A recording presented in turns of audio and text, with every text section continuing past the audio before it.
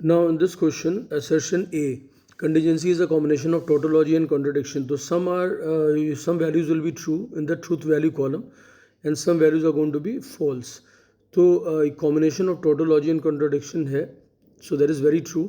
और इसमें ये भी लिखा है कि when a propositional contingency statement is concluded into false as well as true for different values of the variable. So definitely same thing is being repeated कि truth value column में थोड़े से ट्रू रहेंगे, थोड़े से फॉल्स रहेंगे, and it is set to be contingency.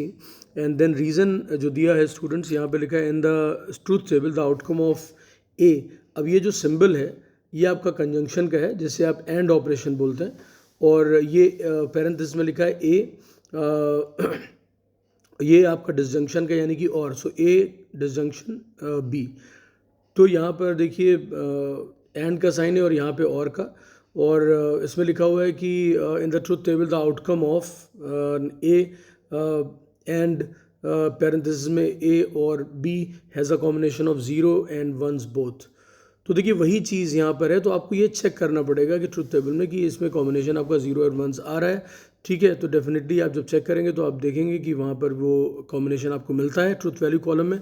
तो यहाँ पर कहा है कि based on the above discussion choose an appropriate statement from the options given below.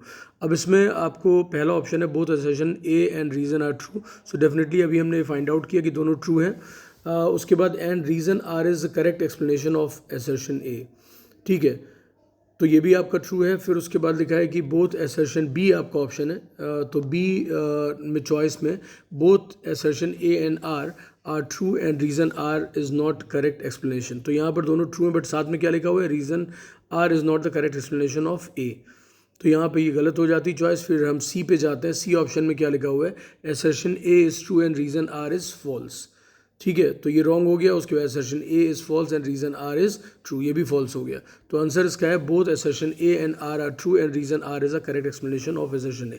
अब देखिए इस क्वेश्चन को पढ़ने का आपका फ़ायदा क्या है कि आपको तुरंत रिविजन करना है जितनी भी इंपॉर्टेंट टर्म है प्रोपोजिशनल लॉजिक की, चाहे वो आपका कॉन्ट्राडिक्शन हो, टोटोलॉजी हो, कंटिजेंसी हो, कॉन्ट्रापोजिटिव हो, इन्वर्स कन्वर्स, ये सारी चीज़ें आप पढ़ लेंगे. उसके बाद at the same time they have talked about these operators. तो आपको ऑपरेटर्स याद होने चाहिए, पहचानना आना चाहिए, because nobody is going to guide you and tell you that कौन सा ऑपरेटर जो वो क्या रिप्रेजेंट कर रहा है. राइट, इसका आपको एमसीक्यू में बेनिफिट मिलेगा. So that's quite important. Truth table की भी प्रैक्टिस हो जाएगी इस क्वेश्चन से, तो इसको स्टूडेंट्स बहुत अच्छे से करिए. और जब आप एक क्वेश्चन करते हैं तो उससे कनेक्टेड जो आपके कंसेप्ट हैं वो तुरंत रिवाइज कर लीजिए. So this is the best way to prepare for the examination. Thank you.